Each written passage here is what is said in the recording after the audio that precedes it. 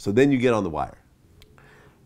I'll be honest. The one thing that fucked with me at one point was watching an interview with Idris and realizing that he's British. And I'm like, this motherfucker is not American? Like, are you kidding right now? And then McNulty not American is British as well. British. A lot of the HBO actors too, if you even to look at Empire, Boardwalk Empire, Al Capone, British. Oh, really? The guy who played Capone in there. It's like 3 or 4 British actors. Yeah, they're British. Yo, man, these British guys are taking all our roles, man. Trump needs to do something about the British actors, man. That's what he needs to do. Brexit the actors.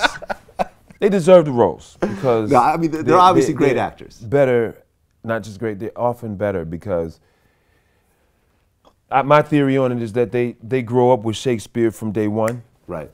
So they grow up with a poetry in their life that we don't, and also black people here in Europe, black people, society has a historical sensibility that associates with the African contribution to Europe. So Europe wouldn't have written language and bathhouses and roads or this idea of schools and university. That's African stuff. And Rome, Spain, and Greece, those places are African civilized places. They made civilized by the Moors who came in 711 in Spain and stayed there hundreds of years. And they ended up with, prior to that though, not having numbers, a sense of what a number was, or written language. So I'm saying all that to say that in European history, they have that. In America, they pretty much don't give you the real story at all. So you're slaves and masters.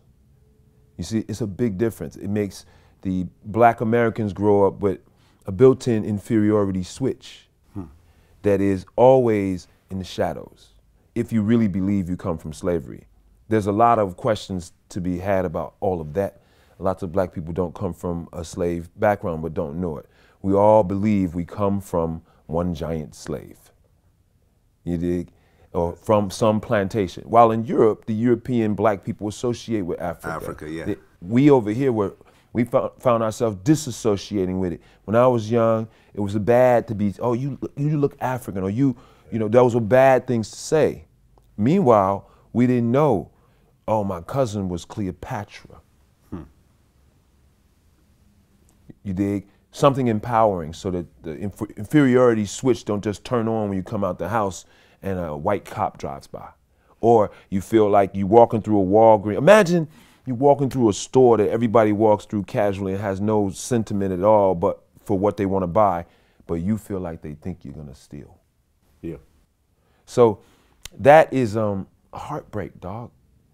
I mean, our culture is pretty much a heartbroken culture with no therapy at this point. And I just think that there's not a lot of compassion for the weak spots in the culture. You see the strong spots because we got the Ali and the LeBron and the Jordan and you see all these and you see all this bravado, but now you even see money in the young people. Jay-Z got $1 billion and Dr. Dre got $1 billion and these cats have billions. So we're not being associated with, as a group, culturally speaking, Black American ethnic culture group is, like I said, it's pretty heartbroken and money can't fix that. And there's no therapy. It used to be church, but it's not so therapeutic because of money and things. So I think that, I mean, I'm getting to this point, but I think that, and it's a long road with a lot that I said, but I just think that European talent, white and black, because white people over here think masters, they think opposite of slaves, so they end up with a superiority switch to click on. You know, the freedom or entitlement sort of thing, well, I'm entitled to that. And it's not because you're thinking, oh, I'm white and I'm entitled to it. You just have it in the DNA now. It's just in the edifice of our own design. It's in the edifice of our American design. Energy is oozing through us to be that way. I just think the European actors have early poetry of Shakespeare, truthful history that's empowering and not as weakening.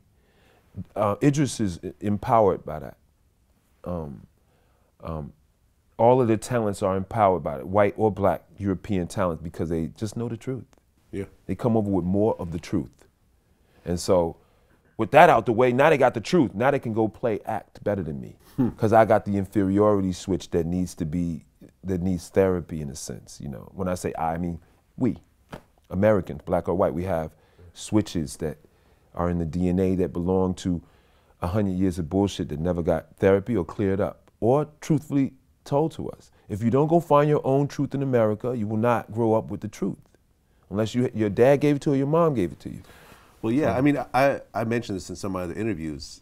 I remember the first time I went to Africa. I went to Senegal, and I wasn't born in this country. I was born in what used to be Russia. Now it's the Ukraine, but I grew up in America since I was 5 years old. And it wasn't until I went to Africa and I started to walk around that I started to realize that there was no tension between races in Africa.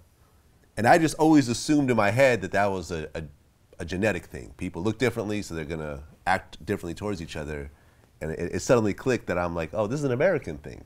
Absolutely. That this whole, you know, slavery was not that long ago, and there's still repercussions of this. But when you go to Senegal, yeah, there's none of that. Right. So, you know what I mean? So Freedom. Everyone's looking at you smiling like you're one of them, and it's like, oh, okay, this is the American bullshit.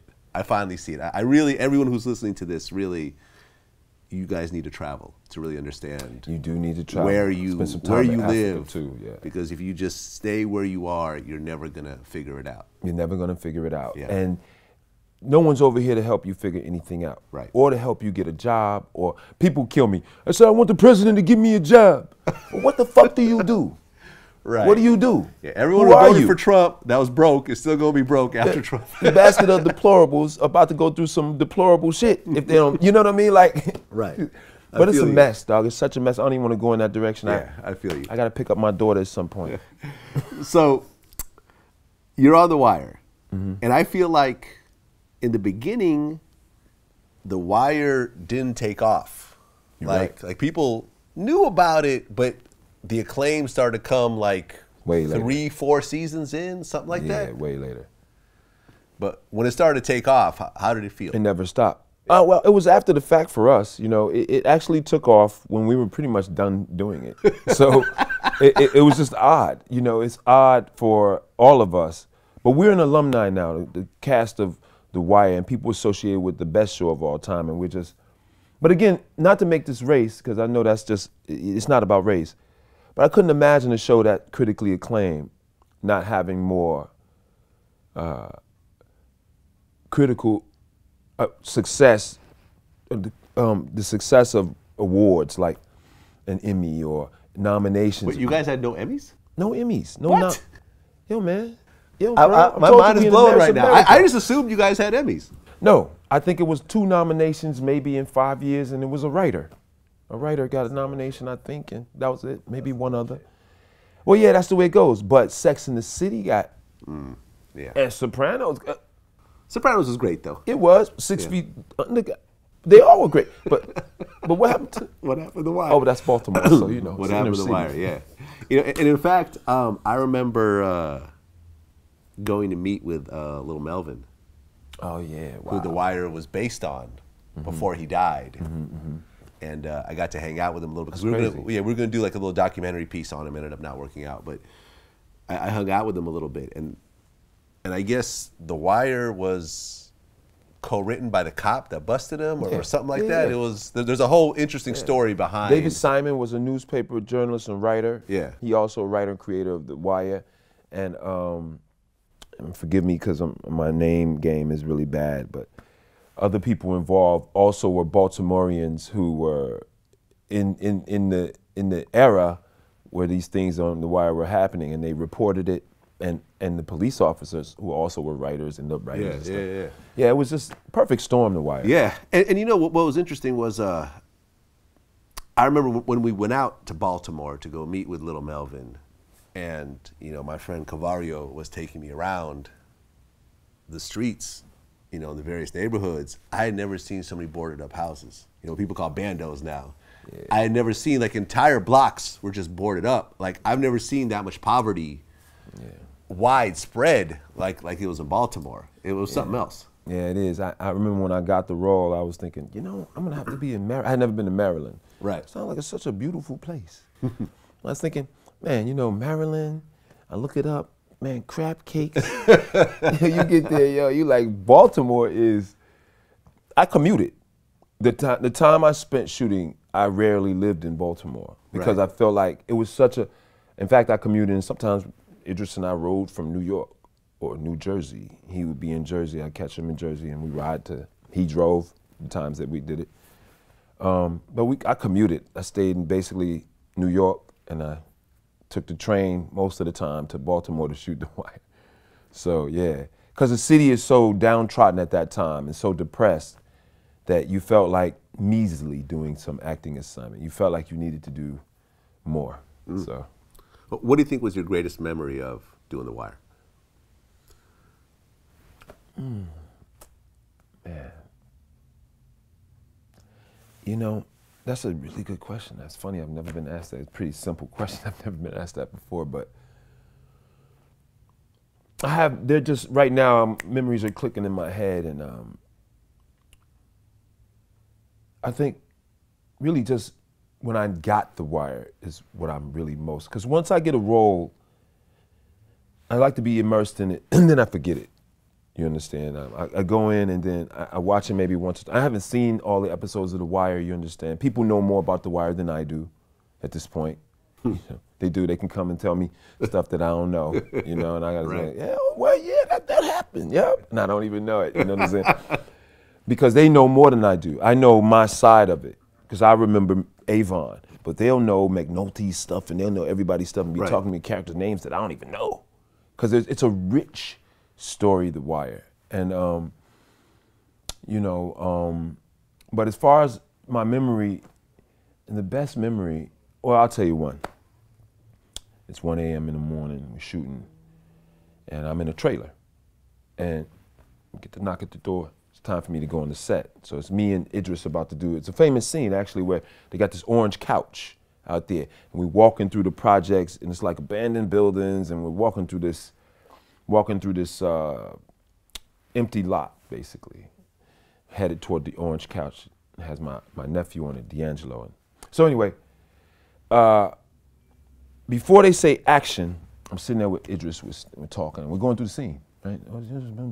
We were always concerned about will the slang be proper, and we didn't have to play script doctors very much on The Wire. Is well written. I want people to know that. Those are the lines that were written when you see in The Wire. Okay, you guys aren't freestyling them. They don't freestyle a whole lot. Okay. You know, you can do it. They weren't, but you didn't need to. It was just well written. Yeah. So anyway, we're going through the scene, and we already know what action we have to take physically. So I'm kicking this little thing in the dirt. I'm gonna kick it and shit. I look. It looked like a little rock. I kick it again. Boom. So it started coming out the dirt, and it was a hip bone. A human hip bone. Human hip bone. It wasn't a cat, bro. It was a human hip bone, right? Like a baby hip bone. You can tell it was a baby hip bone. So me and Driss look at each other. I don't even know if he remembers this. We didn't even talk about it after that, you know. I look at him and like, well, what is that? We both like, yo, is that what we think it is? And so, you know, production assistants, they touch anything. So, yo, my man, yo, my man, come get this. So he'd come, kick that shit out. He's like, okay, pick that shit up. It was a bone, human bone. Clearly it was human bone. Action. Boom, that was right before action. Action, and we walking. My brain is littered with this stuff. I'm walking this long walk. It's a famous scene. It's this long walk till we get to the orange couch. And all I'm thinking is this, damn, we just saw this dead baby bone. Just saw this dead. And so in The Wire, you see us in our eyes, you know. The good actors are, you know, you see the listening in my eyes. If I'm listening to you. You see, the whole story is in people's eyes. You can't see listening in the ears. You see everything in people's eyes. That's why it's the windows to the soul. So in my eyes, sometimes people are getting mixed messages that work for me. Because I'm sure if you look at that scene now, you'll see so much in my eyes But I'm really thinking about something else, and so is Idris. Idris is, when I look at that scene, I see Idris going, God damn. It's like we're saying, God damn. Y'all should have seen that shit we just seen. Like, and then, but now I got lines I gotta say when I get to a certain point. So the technical part, you have to respect that and be in tune with the technical aspect of when you're doing a scene. And it seems like The Wire was such a launching pad. Definitely. You know, because Idris, through Mike the roof. Williams, Michael K. Williams. Jordan, nearly everybody. Yeah. I mean, in Mac fact, Wild. Mac Wiles. Who's great. Snoop. On the breaks. The breaks, we forgot about that, but go on. Yeah. Snoop is dope. Yeah. Snoop is super dope. What's her full name? List. Snoop Pearson. Yeah. Michael K. Williams was a very interesting character because he played a gay gangster. And I guess the actual guy was in certain scenes. That he portrayed? That he portrayed. He was a big, heavy-set dude. I don't know. Yeah, my man was telling me about this. That's crazy. Yeah. So that character, that the gay gangster, was an actual real person. Well, Mike Williams is super dope. I love all the guys, man. I love Mike, Idris. I love all those guys so much. To me, they're very special. I'm glad that we have that history together, and they are extremely talented. I'm glad that I've been able to work with some marvelously talented. I just did Blade Runner with Ryan Gosling. Man, it's a lot going on. A lot going on. Yeah.